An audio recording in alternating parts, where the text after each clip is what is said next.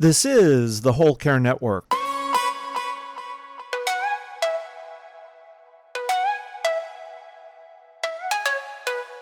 Helping you tell your story one podcast at a time. Content presented in the following podcast is for information purposes only. Views and opinions expressed in this podcast are solely those of the host and guest and may not represent the views and opinions of the Whole Care Network. Always consult with your physician for any medical advice, and always consult with your attorney for any legal advice. And thank you for listening to the Whole Care Network.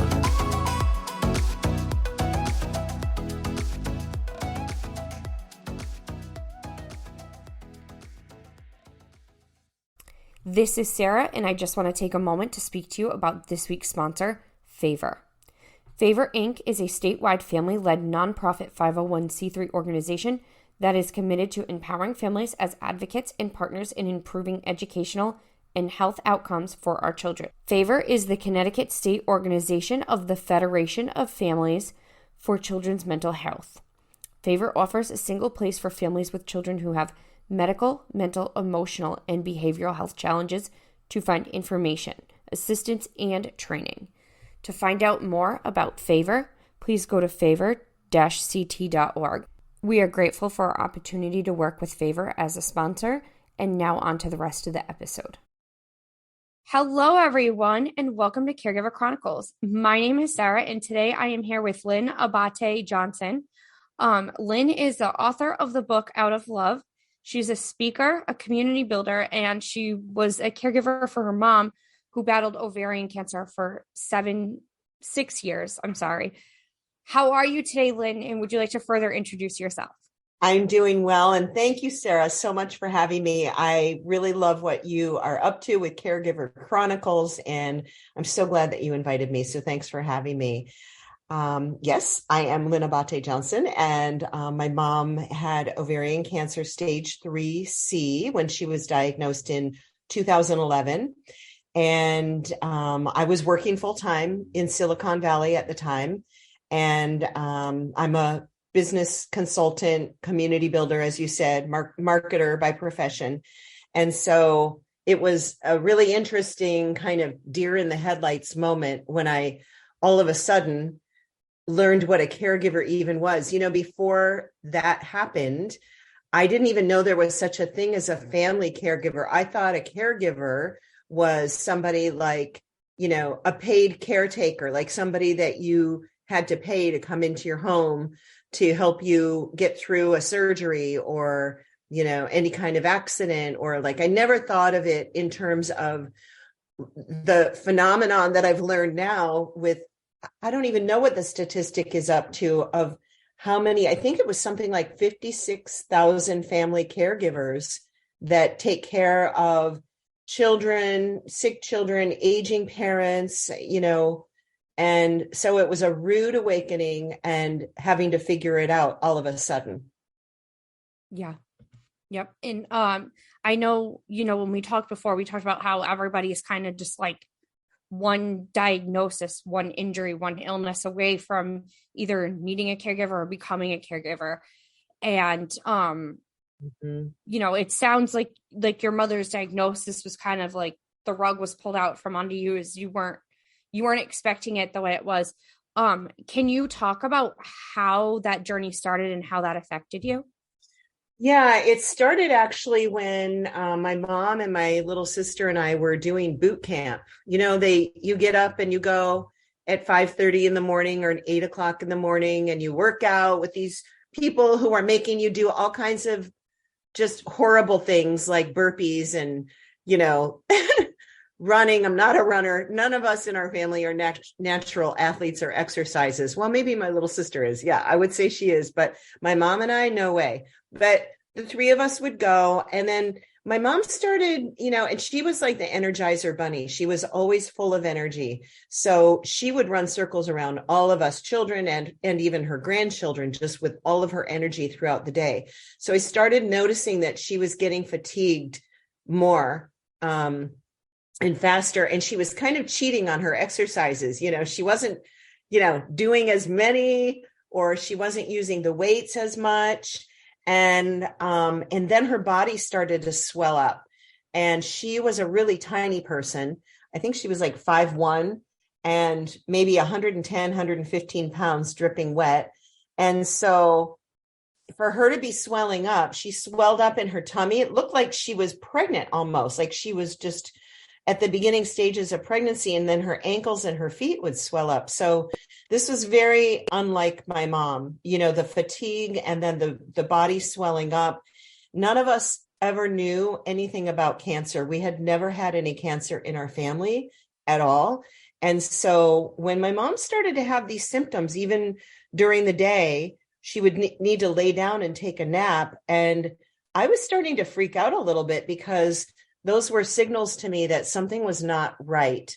And I was really afraid. I didn't want to say anything, but then again, I didn't want to, what if it was something really horrible? And, God forbid it was cancer. I didn't want to say anything at first. And so I just kind of let it go. And then after a month or two went by, I was just fed up. It wasn't getting any better. In fact, she was getting worse with her fatigue, especially. But my mom was never really one to complain. She had a very high pain threshold. And so the signs and signals we were just able to ignore pretty much. But now we know what they are. And, now we're helping to educate people. But I finally insisted that we go to a doctor. And so I found a doctor. My sister and I took her to the doctor. The doctor assessed, we did the tests, and then lo and behold, it was stage 3C ovarian cancer. And so what a shock. We were referred to a gynecological oncology surgeon who was amazing. And it was on a Friday that we went. Of course, everything happens in medical emergencies on Fridays or Sundays, right? Or over the weekend when nobody's really around, or nobody's wanting to work, or everybody's on their way out to work, or on their way out for the weekend. But we went on a Friday down to this doctor, and he said, I want to operate on Monday. These are your choices. You can let it go, do nothing, or I need to go in and get that cancer out of your body. And he was amazing. My mom trusted doctors, all doctors, she was old school. And so, we sat out in the hallway, we said it was 4:00 in the evening, by the way, at the end of the day on a Friday. And so we were conscious that probably the office staff would want to be getting going. But I said, we're going to take our time here. This is a kind of a life or death thing. So we sat out in the hallway, my mom and my sister and I just, she was still in charge. She was still the boss. And I said, what do you want to do, Mom? Do you want to have the surgery on Monday? And she said, yes, I do. So my sister and I just said, okay, we will support your choice, whatever that is. You're the boss. You let us know how we can serve you. So yeah, she had the surgery on Monday. In fact, it was February 7th, 2011. And I will always remember that day, because I think it was about a 8-hour surgery. The doctor went in and literally cherry picked about 22 spots of cancer out of her body. So of course he did the whole hysterectomy stuff, right? All of those organs, ovaries and fallopian tubes and everything. But he had to resection her colon and, just so much other stuff, her lymph nodes. But we were grateful, and we were, my sisters and I were in the hospital lobby all night, and then she spent 10 days in ICU. And there's a lot in the book about the journey. The book is really, do you want me to tell you how the book is kind of formatted? Yes. I think it helps, because what I did is, as soon as all of this commotion started, I knew that we weren't going to be able to effectively communicate with the family members who were not with us. So they really insisted on having all of the information, all of the details at every moment. And so we found a website that is amazing. And I'll give it to you for your show notes. And also I'll just say it now. It's caringbridge.org, which is an amazing website. It's operated on donations, so nobody has to pay to create a login. And you can keep a journal in there, and you can post photos, and then people can comment in there and to encourage you and to give their good wishes and to send their love. And so it's a fantastic tool to use. And so at the beginning of every chapter of my book is a journal entry from those days, from those 6 years. Like, here's what we're doing today. And it was all about my mom's medical care and how she was progressing, if she was having a great day or a terrible day, and where she was on that roller coaster at any time. I wrote in that journal almost every single day for the first year. Sometimes during critical periods where she was having the surgery or some kind of other critical procedure, I would write more than once in the day, because people are sitting all over the United States, but especially in Michigan, where my mom is from.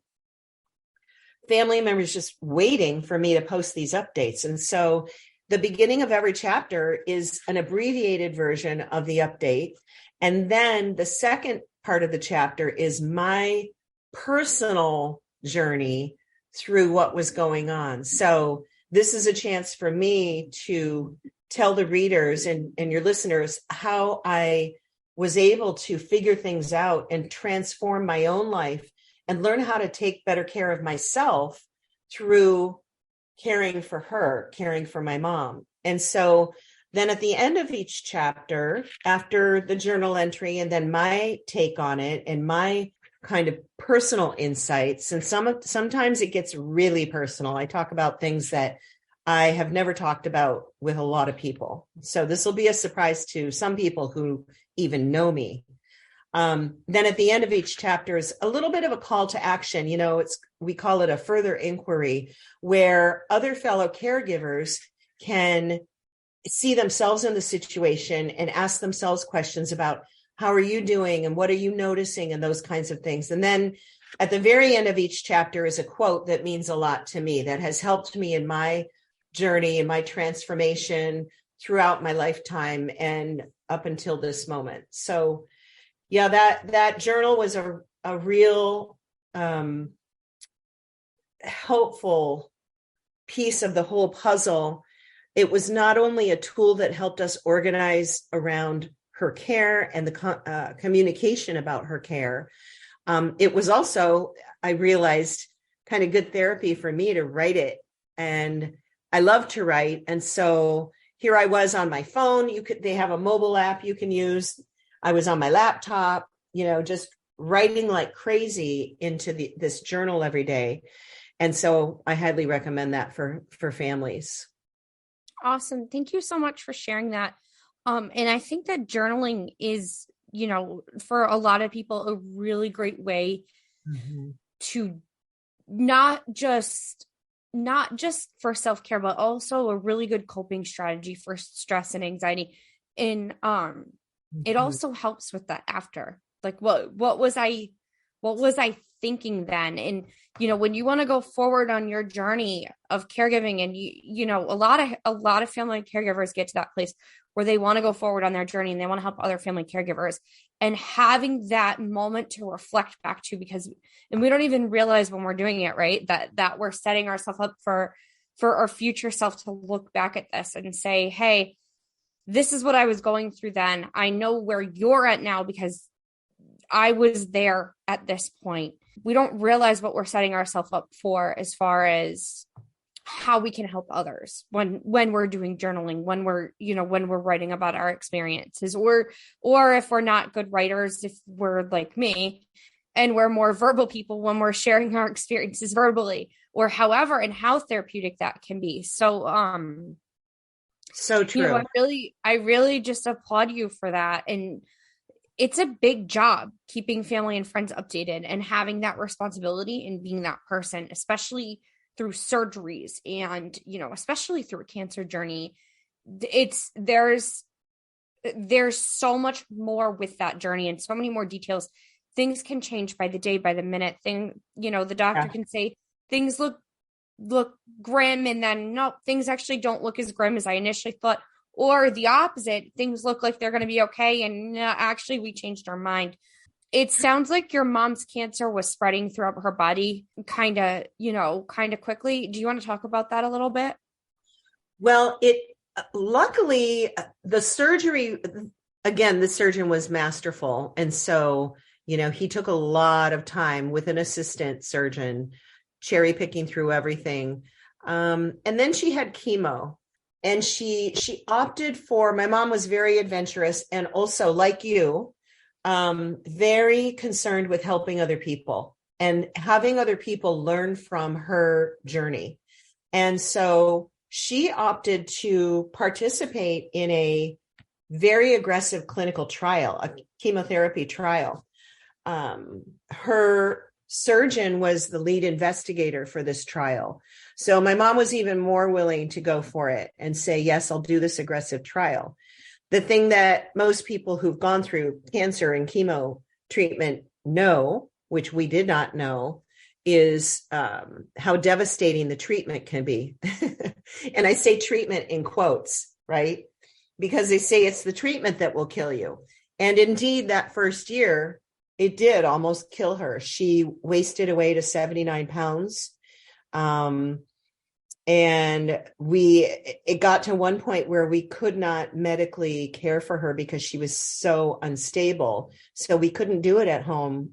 And I had to find a place. I had to find a skilled nursing facility for her, which I hated to do. I would come out of each one that I toured in tears saying, I'm not putting my mom in one of those, with my husband sitting in the car waiting outside. And we finally found one close to home. My mom wanted to stay close to home. And, but it was that period of time where the treatment did a job that it was supposed to do, and it almost killed her. And she did rally. She rallied from that. We found a medication that helped her get her appetite back. She started to gain her weight back during the end of that first year and into the second year. And then for a while, things were really great. That's why we call it the roller coaster, because things were really great. We were on an upswing. My mom was able to travel. She even went overseas to one of her nephew's weddings, and she had some good times. So throughout that 6 years, it was like that. Cut to the very end, and she had 4 reoccurrences of the cancer, and so 4 different types of chemo, so that she never went back to that aggressive chemo again. In fact, they had to cut it short, otherwise she was going to die from it. So when the next reoccurrence came, they tried a different chemo. The good news is that the research does indicate that even for somebody like my mom, who had the genetic predisposition, the BRCA2 gene, which we found out later. We didn't know that until she was tested for it, the first day in chemo. But there are cancer drugs now, chemo drugs, that can address specific genetic mutations. So that's kind of the good news. And that's one of the reasons my mom wanted to do the clinical trial, right? So they could be testing her, kind of using her as a guinea pig. And she was all about it. So over the period of the 6 years, she had the 4 different reoccurrences, 4 different chemo treatments. And by the end, the doctor said, and one of the most sad and horrible, like gut-wrenching moments of, I know, my mom's life, and by translation, my life too, because I felt so connected to her at a cellular level. The doctor said, no more. Like, we can't do any more. Like, the chemo is basically blasting out all of your bone marrow, and there's just nothing more that we can do. We have to stop. And I remember my mom saying to her best friend on the phone, I can't believe I'm not going to beat this thing. She always thought she was going to beat it. I used to look at her with my puppy dog eyes, like so sad and forlorn. and say, I'm sorry, Mom, I'm sorry you have to go through this. And she could tell I was worried all the time that she was just going to be dead any minute. And she would always say to me, Lynn, I'll tell you when to worry. I'll tell you when to worry. But she never said it. Even at the end, even when she knew this was the end and she was going to go any minute, she would never say die. And so I really love that about my mom. I love that she never really complained. I love that she refused to become a victim of the circumstances. She became the author of her life. In fact, I always used to say, she's going to live or die on her own terms. There's nothing I can do.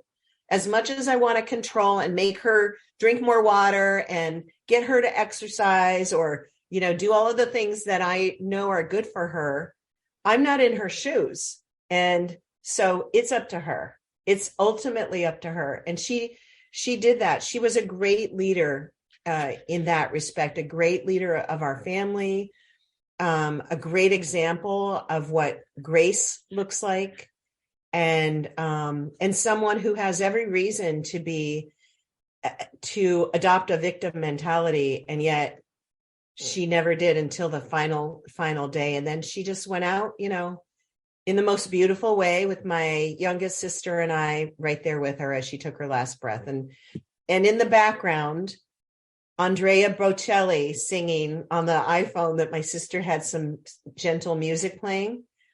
The song Time to Say Goodbye just happened to come up right at that moment that she took her final breath. So there were a lot of beautiful things to come out of this horrible circumstance. And the fact that I wrote this book is a testament to her. Yeah, it really, like I talk about her being the author of her life. And now here I am, a first-time author, never intending to really write a book. And the only reason that I did it is, well, I had some encouragement from people who said that they really enjoyed all my journal entries and that I was entertaining them and making them laugh, even through the dire circumstances. Because, I'm the type of person to add humor to anything possible.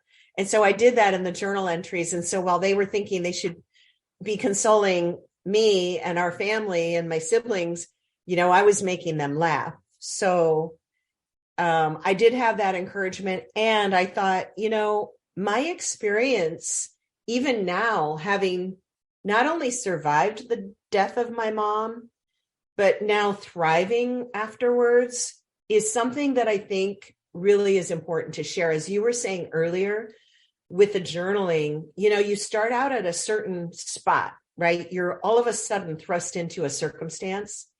And then as a human, we deal with these things however we were taught, whatever our cultural background is.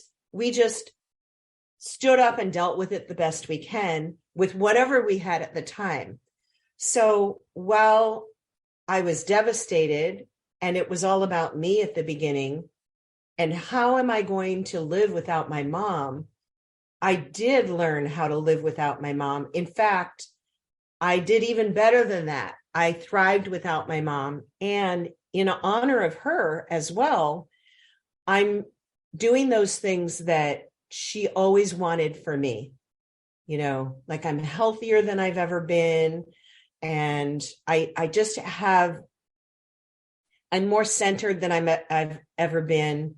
And so those things that my mom wanted for me to thrive, I'm doing that now, in the aftermath of being her caregiver.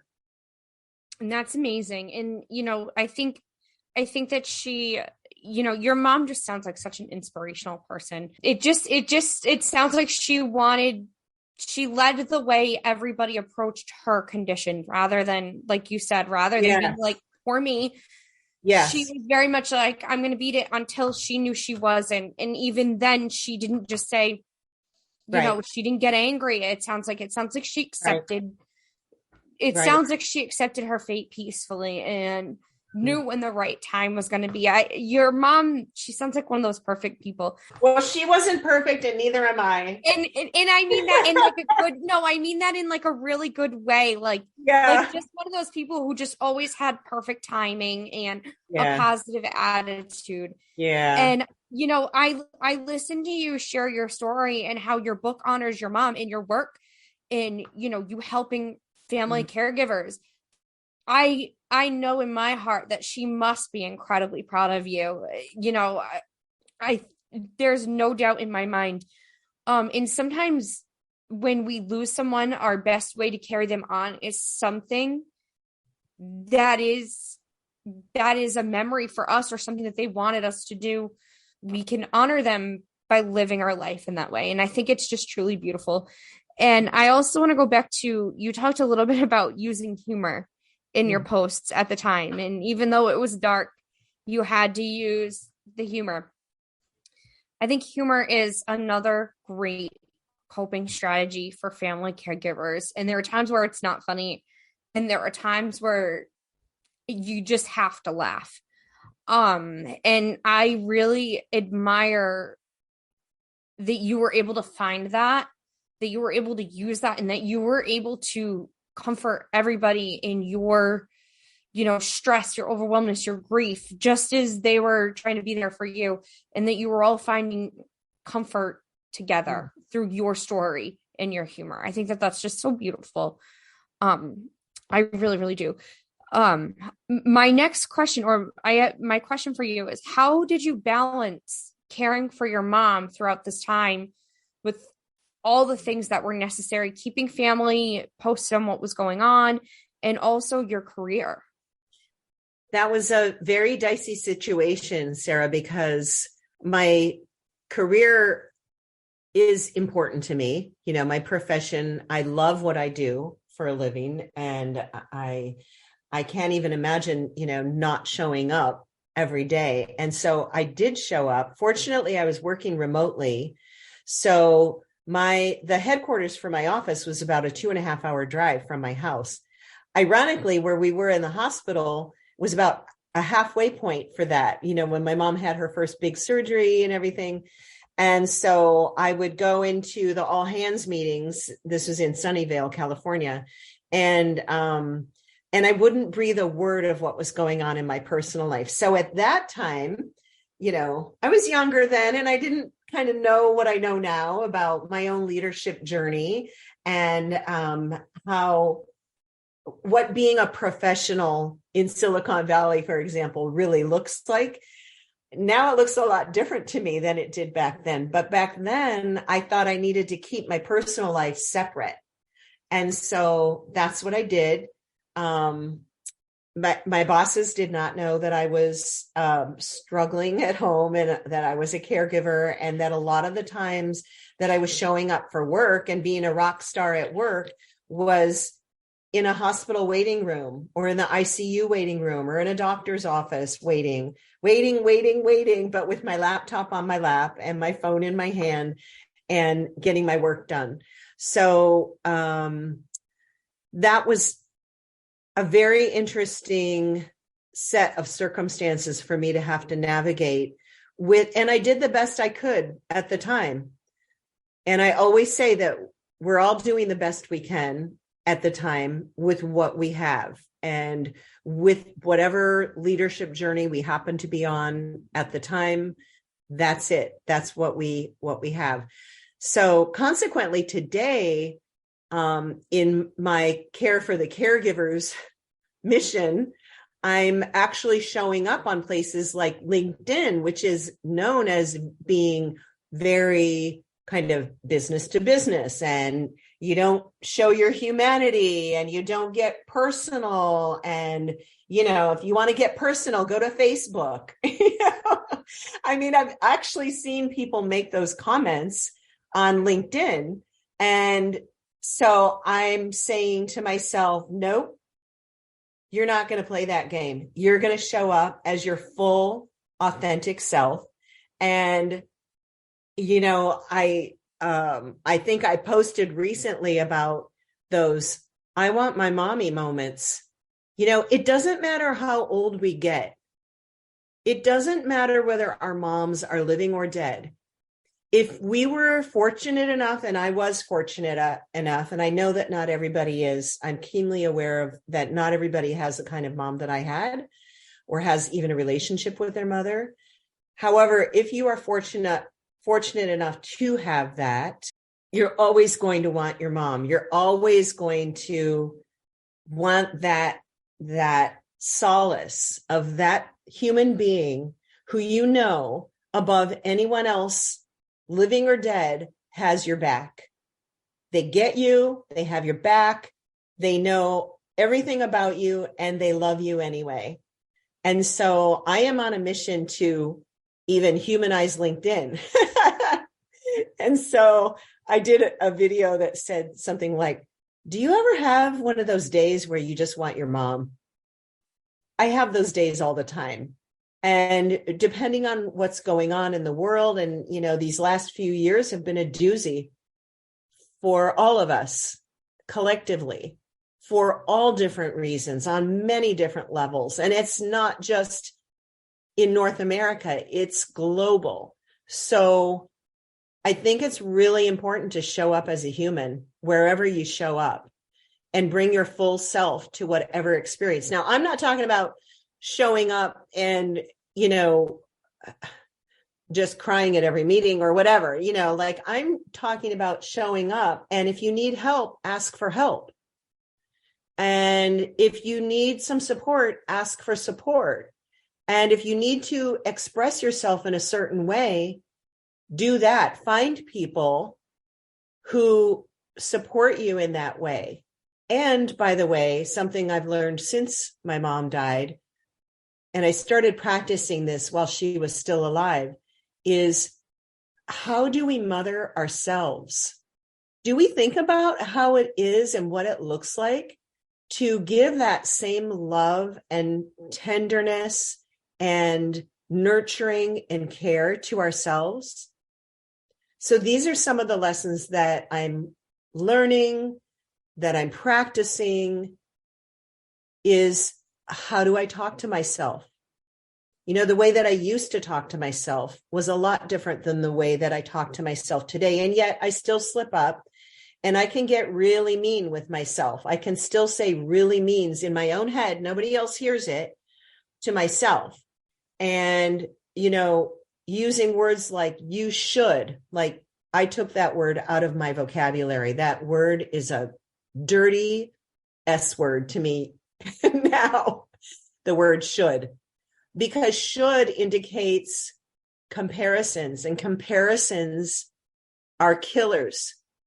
And I learned this from a coach a long time ago, that there's always going to be somebody better off and worse off than you. So stop with the comparisons. Just stop. There's no point in that. And it's really a way of, I think, well, for me, it has been a way of abusing my own kind of nervous system. When I compare myself to other people's, I have no business doing that. I'm me, I'm here, and I'm living the life that I'm living right now. And I'm on a journey just like everybody else. So I love that Ram Dass quote that says, we're all just walking each other home. And I really like the you should, the getting rid of that, because I every day wake up and you should do better, Sarah. And, I think we all have those moments in talking to ourselves the way, our moms would. Most people have very encouraging mothers. I do unfortunately know someone who has a mom who can't say anything positive to her, which is a really difficult thing. But that's when you look for that somewhere else, and you got to find it within yourself and with somewhere else. And I'm super proud of you for finding that within yourself and, sharing with other people how to do that, because even people who still have moms here, they don't have that. There are a lot of people who don't, or there are a lot of people who just, their mom was criticized by their mom, and so on, rather than like, hey, you know what? Give yourself a break. You did the best you could today. And as far as the work initiative and LinkedIn and stuff like that, so for LinkedIn, I'm in a family, most of my contacts on LinkedIn are family caregivers, former family caregivers, caregiving influencers, the people who've been there in similar situations to where I am, where I was. And there's even been things about normalizing on LinkedIn and on resumes, taking a break to care for family members, and how that's actually not the terrible thing it used to be. Yes. On resumes. Taking a break to be a mom, to care for a newborn. There should be no shame in that.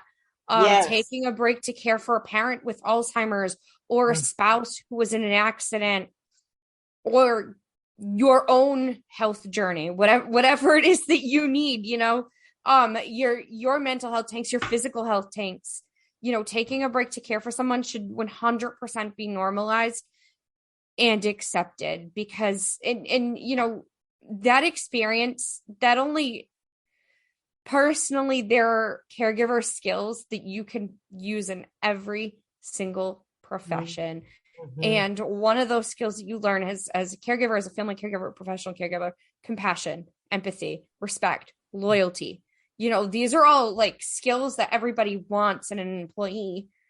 Absolutely. I feel like I want to give you a standing ovation right now, Sarah. Because it's people like you who really get this and are going to change our world. And I think together we link arms on LinkedIn and everywhere else, and we make this more normalized. We remove the stigma from being a human and having all of the different layers that we bring to our human experience professionally and in everyday life.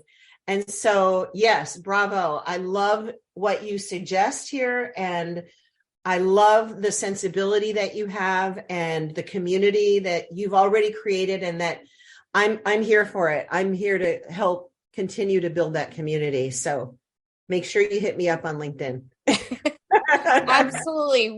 Definitely will do. But no, it's so true though. Like it was frowned upon to take time off work to care for somebody. And realistically, why? Mm-hmm. Work is work. Mm-hmm. Like it's important. It's great. It's good for us. We all got to do it at some point. Mm-hmm. I'm not anti-work by any means. I'm all for, I miss, a big part of me misses working. But I know my kids need me, and I need to be home to care for my son. 100%. And I know that. And I knew, I left work to go be with my grandmother when she was passing. And I remember my director of nurses, and she did call and apologize. I just want to make this clear. And she was not a bad person by all means. I think she was just taken aback by me saying, I got to go. My grandmother's dying right now. Yeah. I was supervising, and she's like, well, who's going to supervise? Oh no. And I'm like, so-and-so is here. She supervises. The other girl took over. But I was leaving regardless of whether my boss told me I could or not. And I think she knew it. I'm like, well, she hasn't eaten since Tuesday. She's had Alzheimer's. She's been, they stopped her meds last week. She hasn't eaten since Tuesday. It's Friday now. My aunt says she's dying. I'm leaving. I'm not going to be here when this happens. You don't want me here. I need to be there. My grandmother's going to die once. Yes. That's it. I'll be back my next day on. Yes. And I was, my next scheduled shift, I was there. I had the 2 days, I had the weekend off. It was a Friday. I had the weekend off. Fortunately, I may have just taken the whole weekend off at that point, but, and again, this was during the pandemic in nursing when everyone was short staffed. And again, my director of nurses had called me later, I heard your grandmother passed. I'm very sorry. I didn't think it was going to happen so soon. Are you okay? Do you need time? What do you need? And I was very much at peace with the situation because I knew it was coming. And that's one thing too. We always have to grant ourselves peace with that, with passing. And I feel like it's just when you can be there with your loved one when they passed. You were fortunate enough to be with your mom when she passed. I looked at it as a privilege. It is really, It really is. It's such a precious, I'm going to use the word transition. Mhm. Um, it's such a precious transition, and that's it. It happens once. It doesn't happen multiple times, and it's just a very meaningful moment, and it's hard to describe in words how Yeah. precious it really is. I look at it really truly as a gift that my mom gave me because, as you say, it's the most intimate experience other than my mom giving birth to me. So I feel like that's a full circle moment. So my mom gave birth to me and I helped usher her out. I mean, talk about the circle of life and the beautiful thing that can be, as opposed to what I used to think when my mom was diagnosed, is I had all of these preconceived notions about illness and death and dying and the aftermath of all that. I was so immature in my thinking. And so I think it's part of our culture, unfortunately, that stigmatizes death. And so, even you and I having this conversation and having these conversations in other circles is a gift of healing in our world. I truly believe that if our world is going to heal and transform, it's conversations like this where we are being open about our experience and we're sharing what worked for us, what didn't work for us in a much more open hearted way than ever before. I really believe that. And that's why I get up every morning, Sarah, because I believe that it's important for us to be in community with each other. There's nothing else that's going to heal our world and heal our planet better than that, better than community, better than relationships, and really make a difference for every person. So while it sounds, even me, I'm kind of an optimistic realist. So even me saying those words sounds a little bit lofty, like, oh my God, Lynn, really? Yes. Yes, really. All it takes is these conversations, these words, these emotions, these feelings, the passion, the compassion. And as you said, the transformative experience of birth, life, death, dying, the whole circle of life. And I think that what happens with so many people feeling so left out is that they just feel alone. If they're depressed or they have anxiety, like I have had in the past, it's because we feel so alone. And I'm here to help people feel like they have company on their journey. Even if it's for 5 minutes, for an hour, whatever it is, it doesn't matter. That we show up is what matters. Like, I don't know exactly how I'm going to show up sometimes. All I know for sure is that it's important to show up.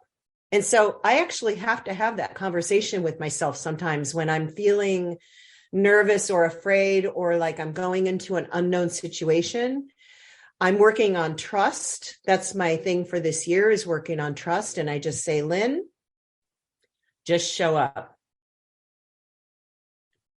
Just show up. See what happens. Why not? Everybody else is human. They're putting their pants and skirts on the same way everybody else does. So yes, we are a community, a global community. And, there's no right or wrong. It's however we figure things out at the time. I did the best I could, when my mom was sick and dying for those 6 years, and I'm doing the best I can now without her. And when I see a hummingbird, and the hummingbirds have been coming around a lot lately, I just look out and I say, hi, Mom. And it makes me smile. Yeah. No, and I can relate. And I think anybody who's grieved knows that feeling, because I have the same. Actually, it's funny you mentioned a hummingbird. It's cardinal. My Love it's a that. cardinal. Every time I see a female cardinal, I'm like, oh, that's my grandmother. And it's just I know she's around as well. And you feel it, and it's it's so funny because you talked about death being stigmatized and it being taboo. People are afraid of it, and we didn't know what we were getting into. And I knew, because I had the privilege of seeing people pass before my grandmother, working in healthcare. Yes. So Yeah. clinically, I knew everything that was happening as it was happening. I knew to check her feet for, discoloration and certain things. And I knew the differences in her breathing. And I knew when it was real, when it was really close, by her sudden alertness. And, when she had been sleeping prior. And I, my sister was there at the time. My sister had worked with me in healthcare. She had worked as an activities director, and I don't believe she had been in the room when a patient had passed before, but she had been there when it was close to time. So she had kind of seen some of it. I had explained things to her. My aunt had never seen anyone pass. Mm-hmm. And to my aunt, that shock, that fear that she had going in, and the shock, just like it, I had to calm her down. All my emotions had to be in check because clinical Sarah had to click in. And that's, there's nothing wrong with that. But, like you said, death is so stigmatized and it's feared, and it's childbirth isn't. Nobody's afraid of, well, except for me. Nobody's afraid of childbirth. The process of childbirth terrifies me. Nobody is afraid, and I've had 2 children. But nobody's afraid of childbirth or to share their birth stories. But we don't want to talk about being in the room when our loved one passes because it's morbid, and it's really, like you said, it's full circle, and that's how we heal. Exactly. We heal by connection. That's one of the greatest way. So, would you like to add anything else? I know that you have a free chapter of your book, and I'd like you to talk about that a little bit. Yeah, the free chapter of the book, you'll have that in your show notes, right? There's a link, and you can go, and then you just put your email address in, and you can get the PDF, which is obviously the written form, but I also decided to offer it in the audio version, so it's more accessible for everybody. I'm all about doing everything I can to make things more and more accessible these days. So that's the free chapter. The link will be in your show notes. The other thing that'll be in your show notes, I'm sure, is the link to the community. So I started an online community. It's growing very steadily and slowly, and it's specifically for caregivers, family caregivers, to join and be in community together. And it has nothing to do with social media. So that's a good thing. You don't have to be on social media to join this community. And it's also not a bunch of me promoting the book entries or posts. So really, I'm leaving it to the caregivers who are joining it to talk about their own experiences. And I really welcome anybody and everybody who feels like they could use a community where it's safe and they can talk about anything that they want, to join that. And everything is accessible also through my website, which I know you'll have in the show notes as well. And for sure, connect with me on LinkedIn if you're there.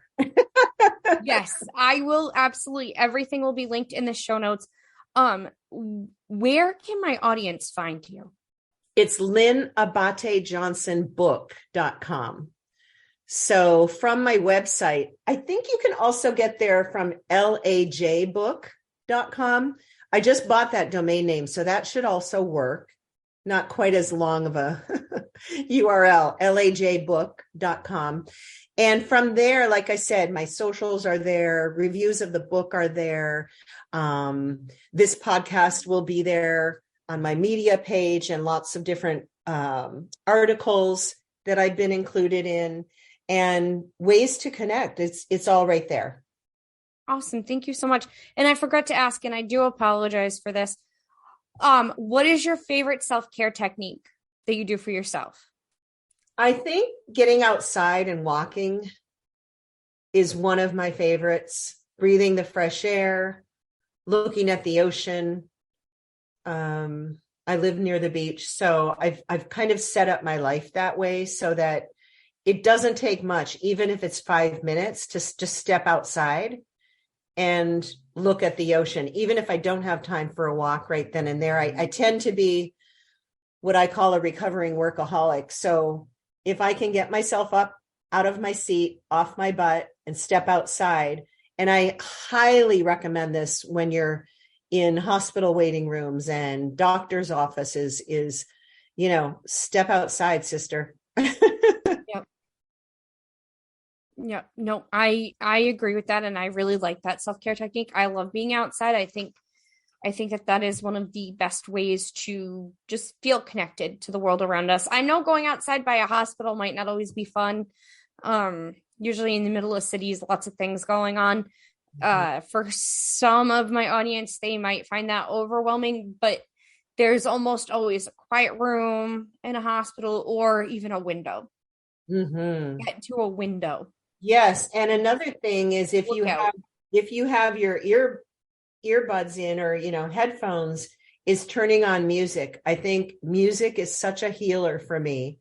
And I've created playlists over time, just for me, just playlists of happy music that soothes me. So, if you can't get outside, turn on some music for sure. Yeah. No, I totally agree with the music thing. That's one of my favorite self-care activities is, right now I'm big into Lizzo. Her songs are very like positive and uplifting. That song about damn time, play that on loop, dance around the kitchen, embarrass my children. Yeah. It's good for you. It's all part of self-care, and music is great, as just going outside, music, the beach. Oh, we love the beach. But I want to thank you again so much for coming on, and I want to thank you for all that you do for family caregivers. I'm very grateful for your work. I think it's amazing. I really do. And, I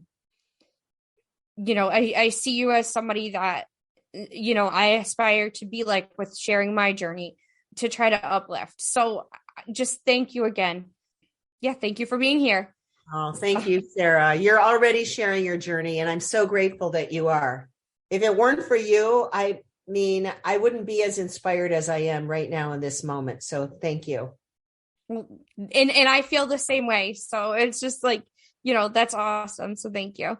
And with that, I'm going to wrap up this week's episode of Caregiver Chronicles.